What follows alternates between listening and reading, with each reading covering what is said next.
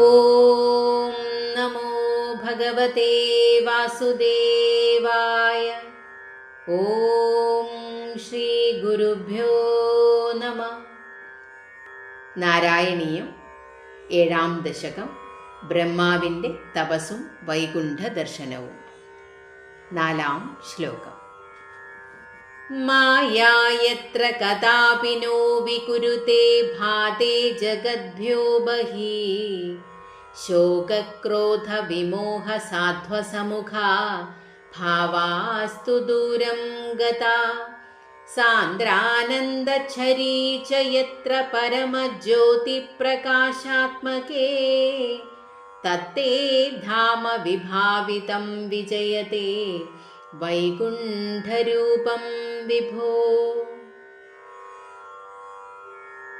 സർവശക്തനായ ഭഗവാനെ, ജഗത്തിനു പുറത്ത് ശോഭിക്കുന്നതും പരമമായ ജ്യോതിസിൻ്റെ പ്രകാശരൂപമായതും മായാവികാരങ്ങളകന്നതും ശോകക്രോധ വിമോഹ ഭയ ഭാവങ്ങളില്ലാത്തതും സാന്ദ്രാനന്ദ പ്രവാഹമായതുമായ ബ്രഹ്മാവ് കണ്ട വൈകുണ്ഠരൂപം ജയിക്കട്ടെ. 5-ാം ശ്ലോകം. യസ്മിന്നാമ ചതുർഭുജാ ഹരിമണിശ്യാമാവദാ തത്വിഷോ നാനാഭൂഷണരത്നദീപിതദിശോ രാജദ്വിമാനാലയാ ഭക്തിപ്രാപ്ത തഥാ വിധോന്നതപദാ ദിവ്യന്തി ദിവ്യാജനാ തത്തേ ധാമ നിരസ്ത സർവശമലം വൈകുണ്ഠരൂപം ജയേത്. എവിടെയാണോ ഭഗവത് ഭക്തിയാൽ ഉന്നത പദത്തിൽ വിരാജിക്കുന്നവരും 4 കൈകളോടു കൂടിയവരും ഇന്ദ്രനീല രത്നങ്ങൾക്ക് സമം നിർമ്മല കാന്തിയുള്ളവരും അണിഞ്ഞിരിക്കുന്ന രത്നാഭരണങ്ങളുടെ ശോഭ കൊണ്ട് ദിക്കുകൾ പ്രകാശമാനമാക്കുന്നവരും ശോഭിക്കുന്ന വിമാനങ്ങളിൽ പാർക്കുന്നവരുമുള്ളത് ആ ഇടം സർവമാലിന്യങ്ങളുമകന്ന വൈകുണ്ഠരൂപമായ അവിടുത്തെ നിലയം ജയിക്കട്ടെ. 6-ാം ശ്ലോകം.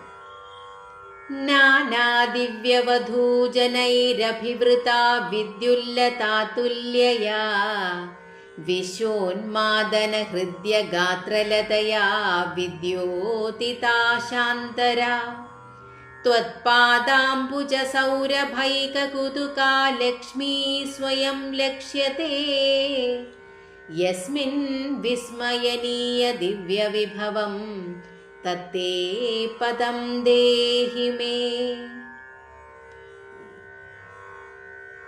ഏതൊരു ലോകത്താണോ പല വിധത്തിലുള്ള ദിവ്യവധൂജനങ്ങളാൽ പരിസേവിതയായി മിന്നൽ കൊടിക്കു തുല്യയായി ലോകത്തെ മോഹിപ്പിക്കുന്ന മനോഹര ശരീരം കൊണ്ട് ദിക്കുകളെ പ്രകാശിപ്പിക്കുന്നവളായി അവിടുത്തെ തൃപാദപത്മങ്ങളുടെ സൗരഭ്യത്താൽ കൗതുകം പൂണ്ട് ലക്ഷ്മീദേവി വിസ്മയകരമായ വിഭവങ്ങളോടെ സാക്ഷാത്തായി കാണപ്പെടുന്നുവോ ആ പദം, അതായത് വൈകുണ്ഠം, അടിയനു നൽകേണമേ. ഹരേ കൃഷ്ണ.